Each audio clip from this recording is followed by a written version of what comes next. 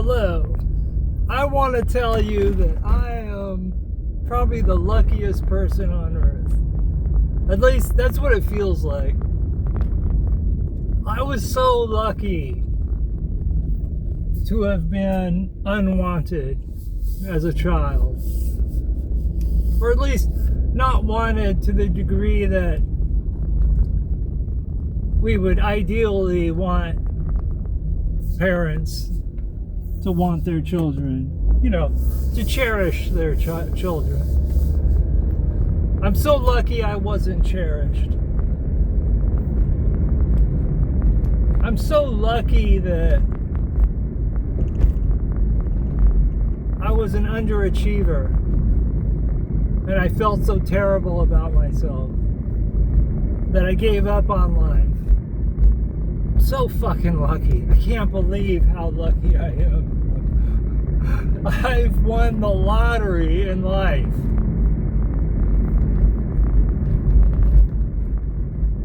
I'm so lucky to have been bullied. Because to be unwanted makes you feel worthless, and then to be bullied on top of that just compounds the bullying, compounds the trauma. Man, it's like trauma on steroids when you're bullied, when you're unwanted and bullied. Because if you're wanted and you're bullied, you could shrug it off a lot better, or so I hypothesize. But I was unwanted, or largely unwanted, and I was bullied on top of that, and teased and stuff like that, and it felt horrible. I was so glad that happened.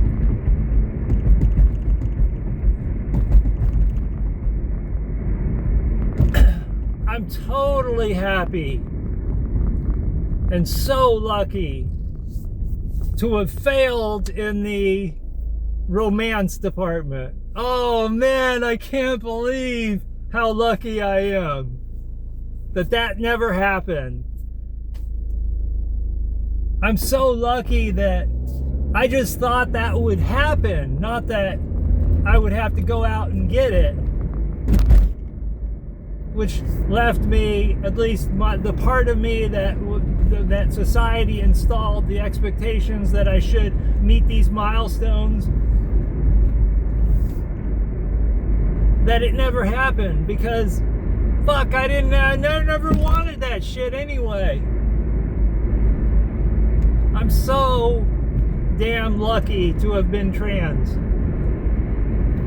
to have viewed that male ego as a straitjacket.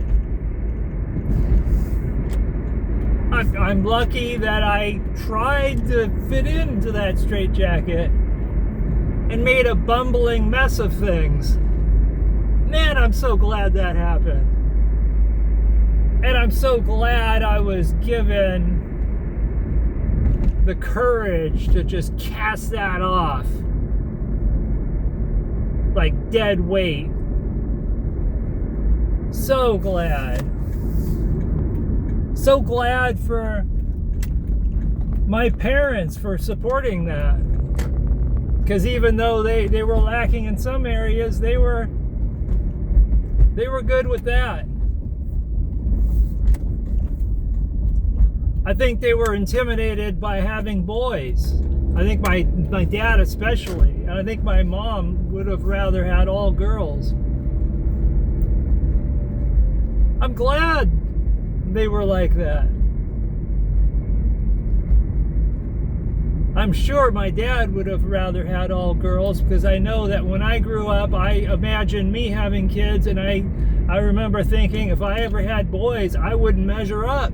I'm glad I didn't feel like I couldn't measure up, because it led me down a funnel that most people don't go down. It was a gauntlet of suffering and shame, tear and despair. And man, it fucking hurt. It hurt. It was so fucking hard. I can't tell you how hard that was. But you know what? The stain of that hardness, that difficulty, that shame, most of it, if not all of it, has been washed clean.